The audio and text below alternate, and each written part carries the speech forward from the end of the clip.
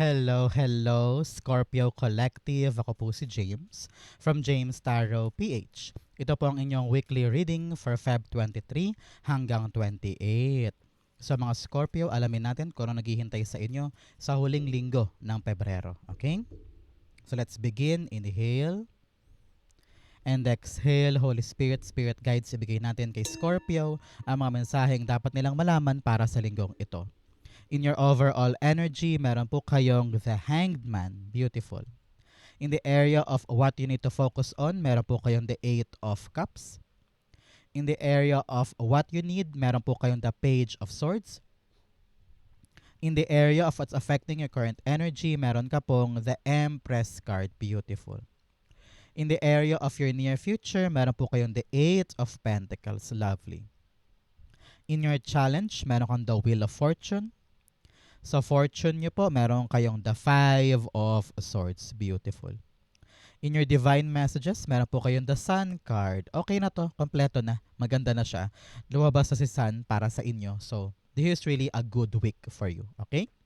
At ang outcome nyo po for the week, ito po yun. Mamaya sabay-sabay natin siyang bubuksan sa dulo ng ating reading. But first, mga Scorpio, thank you po muna sa lahat po ng mga hindi nag-i-skip ng ads. Yan lang po yung tanging paraan to support me every time po na meron tayong libreng reading para po sa inyo. Thank you rin po sa bawat like and comment. Malaking tulong po yan, kaya keep on liking, keep on commenting. Thank you po. So, in the background of your reading, meron kang the Knight of Pentacles. Okay? Sabi dito ng yung Spirit Guide Scorpio, this week, kailangan mong puliduhin ang plano mo tungkol sa isang bagay. Okay? Meron kang gustong gawin, meron kang gustong hakbangan, pero pinapayuhan ka this time, Scorpio, to really make sure na every details, small or big, ay talagang binosisi mo. Hindi pwedeng lalarga ka lang sa isang bagay or kikilos ka lang sa isang bagay ng bara-bara or hindi pinag-isipan. This is a moment for you to rethink or to double check. No? I-double check mo lahat yan, whether papeles yan, dokumento, or pinapasang project, or kilos, talaga namang metikuloso ang paghahanda. Meron ka daw dapat i-check. Sabi dito, don't rush anything. Okay? Slowly but surely, ang pinakamagandang phase or pinakamagandang andar para sa'yo. Your spirit guides are calling you to relax, sit down, think this through, and at the same time, kumikilos. So, importante naman gumagalaw ka, paabante. Pero hindi pwedeng minamadali lahat. So that every step ay talagang mabusisi mo. Okay? Partneran natin to ng card of the week. Meron kang hope. Hope is a beam of light in the darkness. Sabi dito, huwag ka mawawala ng pag-asa. Kahit paminsan yung mga ginagawa mo ay paandap-andap or mabagal, di ba? Minsan, you're very frustrated na or naiinis ka na, naiirita ka na, marami ka nang sinisisi left and right kung bakit mabagal yung andar. Pero nakita ko dito na yung mabagal na andar, yun talaga yung right way.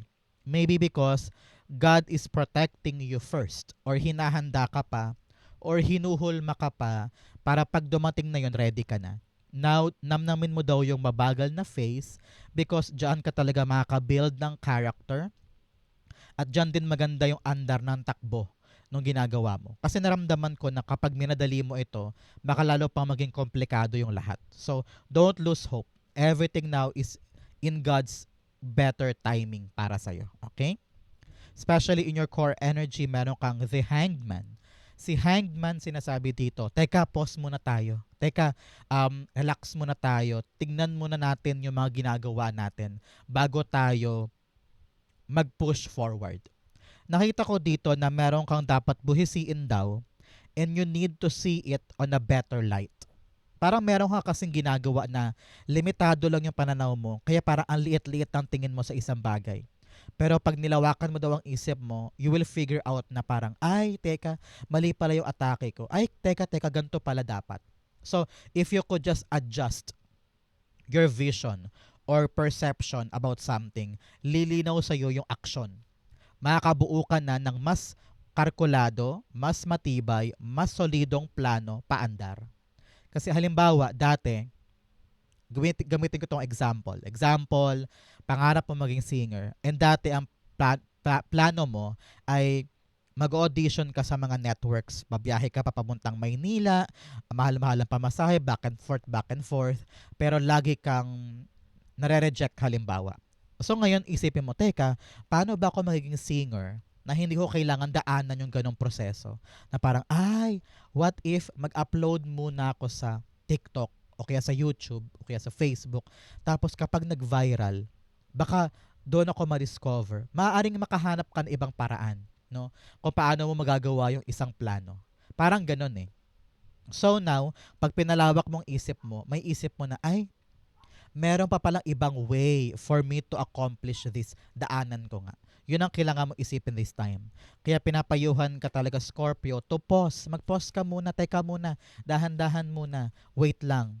Kasi kailangan nating i-double check yung ating plano para makalarga na tayo. Okay? The Hanged Man is being clarified by the Four of Swords. Yes, you need to rest now. Ramdam ko dito, sabi ng yung spirit guides, kailangan mo daw munang magpahinga. Kailangan mo daw munang mag-recharge. Because you've been pushing yourself too much. Masyado mong minamadali o masyado mong pinupwersa ang isang bagay. Kaya lalong tumatagal. Ngayon, parang you need to understand, you need to matutunan na mabagal lang muna dapat. Huwag mo munang puwersahin siya para yung plano mo magkaroon ng magandang paghinog. Okay? Para mahinog siya in right, better timing. Sabi dito, take a rest, surrender your control, surrender your pagpuwersa, and let things flow naturally. Sabi dito, baka panahon to para magbakasyon ka muna, or bumitaw panandalian sa ginagawa para makahinga ang isip, makahinga ang damdamin, para mahanap mo yung tamang paraan. Okay? So, now, take a rest. Kung gusto mong mamasyal muna, go push. Makakatulong yan sa'yo para makapag-isip ka ng tama. Para pagbalik mo, solido na yung plano. Okay? Good for you. In the area of, pwede rin to pahinga lang sa ginagawa. Balikan mo bukas, parang ganyan. O kaya, meron kang inaasikasong negotiation. Siguro, ngayon, itutulog ko muna to. Bukas ko naasikasuhin. Para luminis ang isip, magawa mo yung tamang plano. Okay? In the area of what you need to focus on, meron po kayong the Eight of Cups. Sabi dito ng iyong spirit guides, Scorpio, panahon na para bitawan mo yung mga ilusyon, yung mga akala mo tama, akala mo, pero yun pala maling akala lang yun o tamang hinala ka lang, no? Panahon na para buwagin yung mga peke, yung mga maling paraan, yung mga maling bagay na naging parte na ng routine mo o naging parte na ng paniniwala mo. You have to let that go para mahanap mo talaga yung konkreto at totoong paraan. Example, akala mo na kapag nagpautang ka lagi ay dodoble ang kita, pero na-realize mo, ay, yung pautang ko pala, yun pala ang rason ko bakit ako laging stress. So, ngayon binabago mo na, sabi mo, ayoko na yan. Ibang negosyo na lang siguro na kung saan mas magaan, walang stress, walang kaaway, no? So, you're walking away on something because you realize na hindi pala siya nakakatulong sa'yo or mali pala yung akala mo sa kanya. Kaya nga sabi ko, ngayon, talagang i-double check mo yung ginagawa mo kasi baka yun na nakakaantala sa andar mo eh. So now, you need to re-evaluate kung ano yung mga peke sa buhay, kung ano yung mga maling akala na dapat mong itama and walk away from that kung kinakailangan. Okay? So ngayon, Scorpio, how are you? Kamusta po kayo? Anong pinagkakaabalahan mo this time? While watching our video, ikaw ba'y nagluluto o kaya nag-exercise or nasa trabaho? Comment down below. The Eight of Cups being clarified by the Eight of Cups. Meron kang eight here. Talaga namang you have the abundance and power to live something na hindi na para sa'yo. Okay? Clarify pa natin siya. Sabi dito, huwag kang makontento sa kakarampot. Huwag kang makontento sa alam mong pasakit. No? If you need to walk away from something, do it. And hanapin mo yung happiness mo and fulfillment mo somewhere. Okay? Eight of Cups. The Six of Swords. Yes, talaga namang paabante, pasulong, moving forward, progression ito. Kung ramdam mo this time around na dapat ng sukuan, dapat ko nang isurrender, dapat ko nang pabayaan, dapat ko nang i-give up para makapagplano ako ng bago sa gagawin kong ito, do it. Sabi dito, hanggat hindi ka bumibitaw dyan, hanggat hindi mo nare-realize sa dapat atong sukuan, mahihirapan kang mag-move forward. So ngayon, ramdam ko dito na you're in the transition phase of your life. Living yung mahirap o kaya yung parang feeling mo wala nang saysay sa buhay mo, and then you are now moving forward, transitioning sa tamang path talaga. Narinig ko answered prayer mo ito eh. Kaya nire-require ka talaga ngayon, Scorpio, to rest, relax, magmuni-muni, huminto muna para alam mo yung next move mo. Okay? Importante yan for you. And good luck. Okay? In the area of your what you need, meron kang the Page of Swords. Ang kailangan mo ngayon, information, information, information. Magtanong-tanong ka daw. Especially kung ready ka na talagang mag-move on. Saan ka pupunta? Ano yung balak mong gawin next? Ano yung plano mo for the next 5 months or next year, di ba? Kailangan daw ngayon, bago ka gumalaw, kailangan ito ay napagnilay-nilayan mo. Kaya importante, you're asking the right question. You are inquiring the right points para sa buhay mo. Sabi dito papasok yung tamang pagpaplano.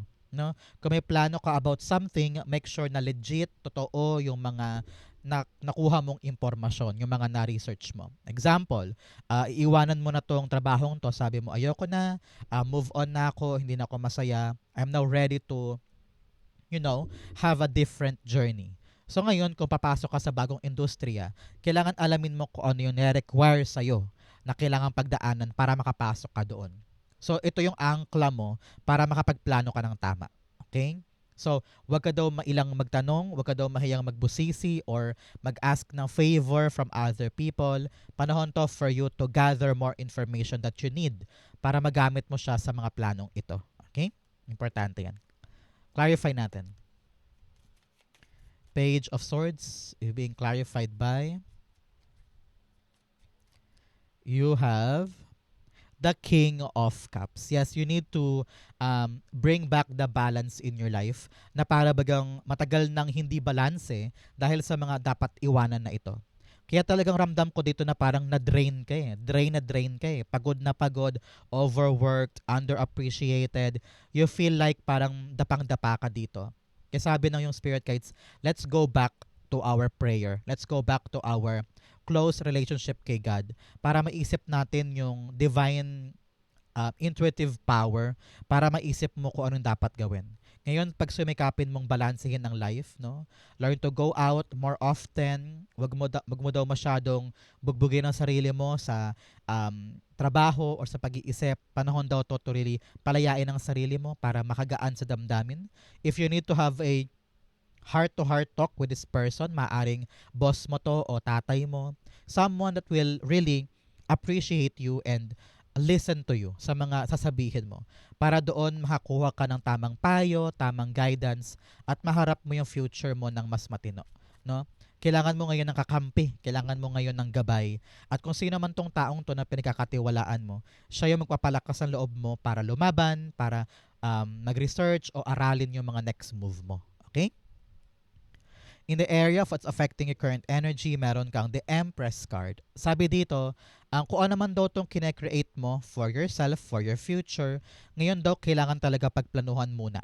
Okay? Ramdam ko dito that you are not, I don't know why, parang nanggaling ka ba sa sakit or headache or parang muscle pain or ramdam ko dito na parang pagod ka eh, pagod na pagod and gusto mo munang mag-relax. Gusto mo muna to be with nature or kahit paano makalanghap ng sariwang hangin or makalayo man lang sa iyong ginagalawang lugar para alam mo yun, makapag-recharge or refresh. Sabi dito, kailangan daw kasing matutunan mo, Scorpio, na hindi mo kailangan na pahirapan ang sarili mo para maging abundant ang life. Okay? You've been pushing yourself too hard. You've been giving your all to the point na kapos na yung katawan mo or upos na upos ka na.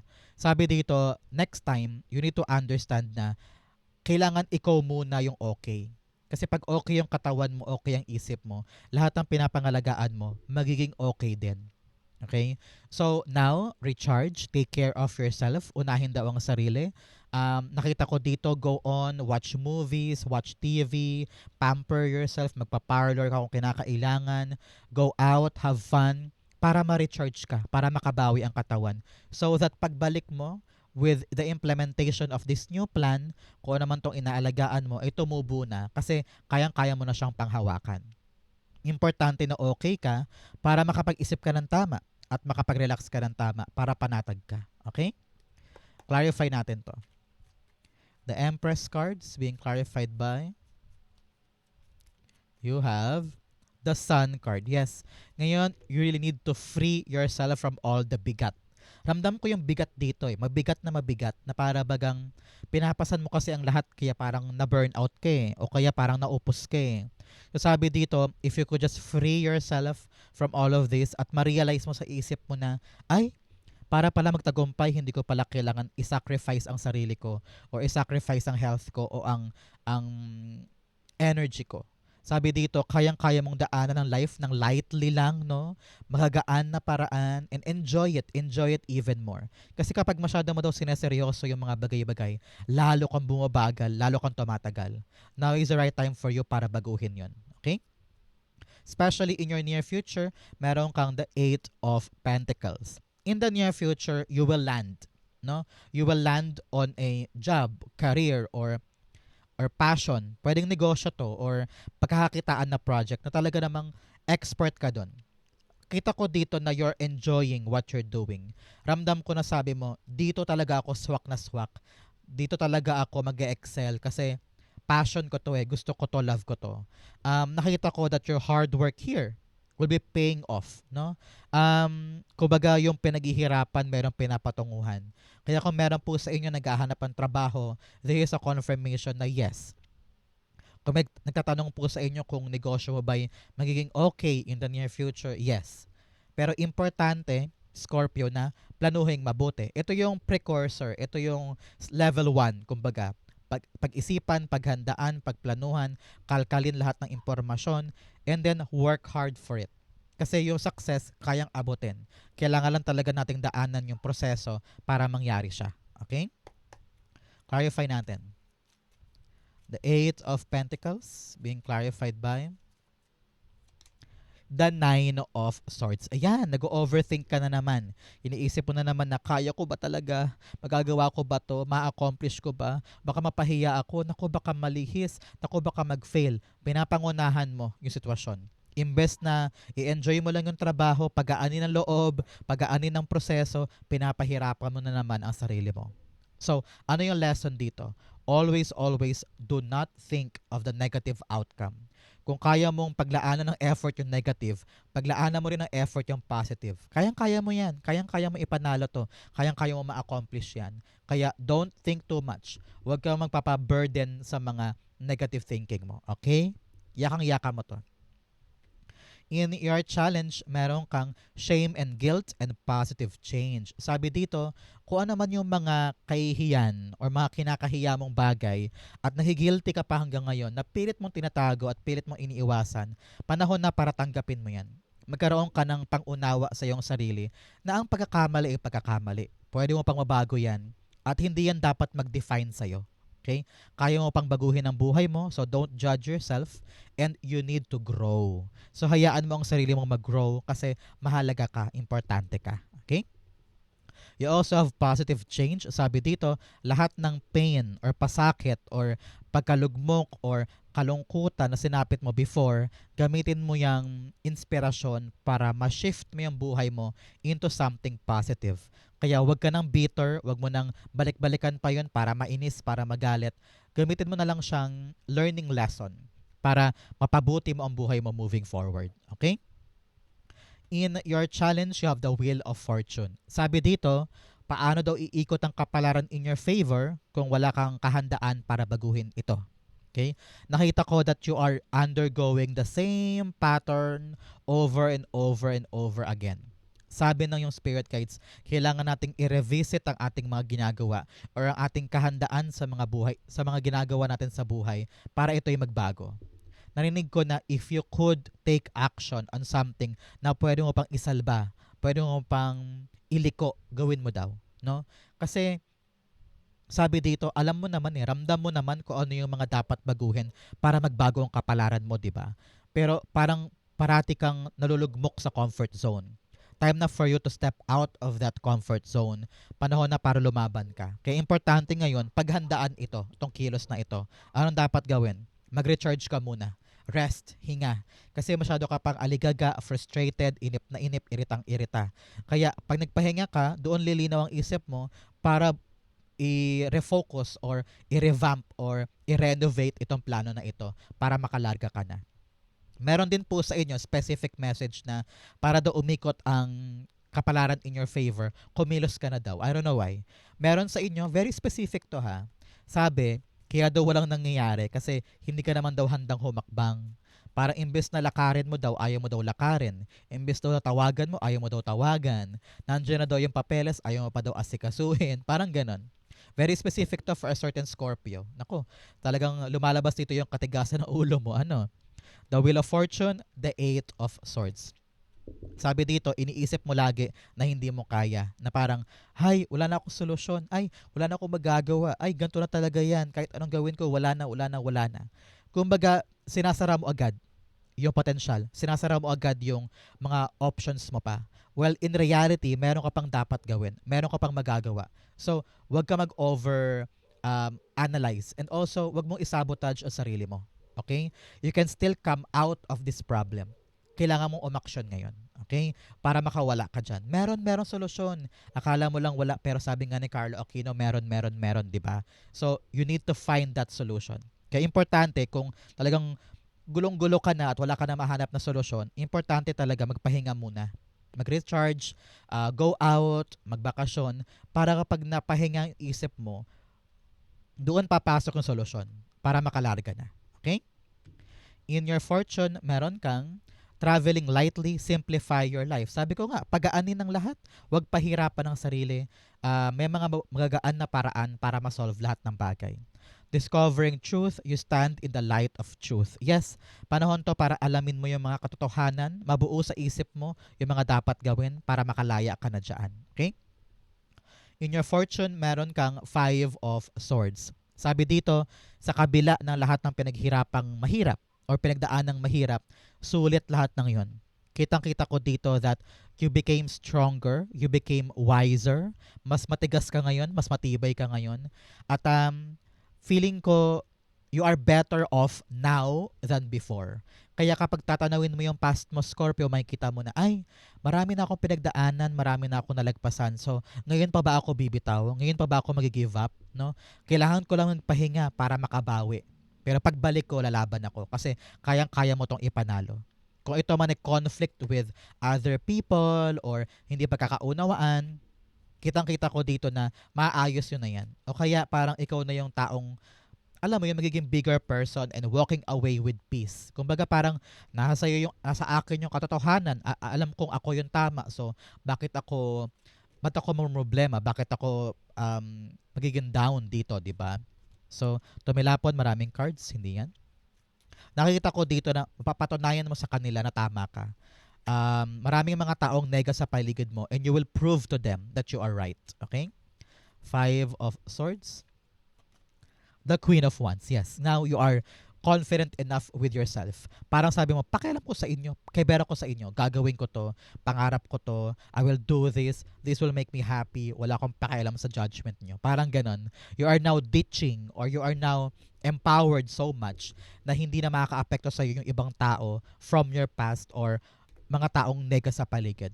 Now you are rebuilding yourself para ma-accomplish yung mga bagay-bagay nang walang takot nila or nang walang panguhusga na baka mapahiya ka sa kanila. Now, you are now really moving forward and leaving something negative. So, congrats. So, in your divine messages, meron kang don't let your pride get in your way. Sabi ko nga dito, kailangan talaga ay wag pangunahan yung sitwasyon. Minsan yung pride mo ang dahilan kung bakit ka nahihirapan, bakit ka naman problema, bakit nahihirapan kang umabante, ano. So, babaan ng loob, maging humble, and don't let your pride be a hinder in your life. Okay? You also have a personal issue reaches resolution. Meron daw po kayong pansariling problema na talaga namang masosolve mo na this time. Congrats po. I-claim mo yan para sa iyo yan. In your divine messages, meron kang the Sun card. Ang payo sa iyo ng iyong spirit guides, think positive lamang. Okay? Sabi dito, meron pang ibang paraan kaya huwag ka mabuburo o huwag kang iiyak na lang pag yung isang paraan hindi gumana. Marami pang other options dyan. Palawakin mo ang isip mo at maging, ano yun, parang maging bata ka ulit. Enjoy the process, explore, huwag didibdibin, maging happy-go-lucky at some point, hindi lagi, at some point. Kasi importante pa rin magplano. Pero may parte sa buhay mo na kailangan you are ready to explore, ready to experiment, ready to try new things. Para maramdaman mo na, ay, meron pa palang ibang paraan. Hindi ako pwedeng magpakulong lang dito na inaakala ko hanggang dito lang. Pero meron pa palang pwedeng gawin. So, pag naisip mo yon, doon talaga tunay na iikot ang kapalaran mo. Example, nawalan ka halimbawa ng pwesto sa palengke, nagtitinda ka halimbawa ng hipon, halimbawa lang. Tapos sabi mo, hala, paano to? Wala na akong magagawa. Saan ako pwede magtinda? Baka pwede ka sa bahay mo, no? Door to door na magtinda ng hipon, mga ganyan. So, kung lalawakan mo lang daw ang isip mo, mahahanap mo yung joy sa paghahanap ng tamang solusyon sa bagay-bagay. Pagaanin ng damdamin, huwag mo masyadong dibdibin, and learn to ride the tide. Kasi doon, mahahanap mo talaga yung solusyon sa problema mo. Okay? The sun card is being clarified by the Page of Wands. Okay, Page of Wands, sabi dito, meron kang mahanap na parang spark of an idea na parang, yes, sige, try ko yun. Sige, subukan ko to. Sige, tignan natin kung pwede ito. So, kapag open ka to new things, kapag open kang sumubok, no, ng mga bagay na maaring magpaikot ng kapalaran mo, doon talaga unti-unting liliwanag ang buhay. No? Kaya sabi dito, wag urungan yung challenge, wag urungan yung pagkakataon. Just give it a try, give it a go, at makikita mo talaga kung para sa'yo yan o hindi. Okay? Outcome mo ito, but first bigyan mo na kita ng fortune cards. You have yoke, feeling tied down or frustrated. Yes, feeling mo talaga wala kang magawa, feeling mo hanggang dito na lang, pero in reality, marami ka pang pwedeng gawin. Okay? You have a woman, meron daw pang babae sa buhay mo, may concern daw po sa kanya. I'm hearing this person ay mahilig sa bulaklak, mahilig mag-makeup, mahilig magpusod ng buhok. So make sure na baka meron kang babaeng ganyan sa buhay mo, kausapin mo siya, baka kailangan kanya ngayon. You have wishbone, a wish is granted. Congrats po. Meron kayong wish na matutupad ngayon. Claim mo to, para sa'yo to. You have August. Mga Scorpio, meron ba kayong special occasion pag August? Halimbawa, birthday ni kapatid, birthday ni anak, or anniversary.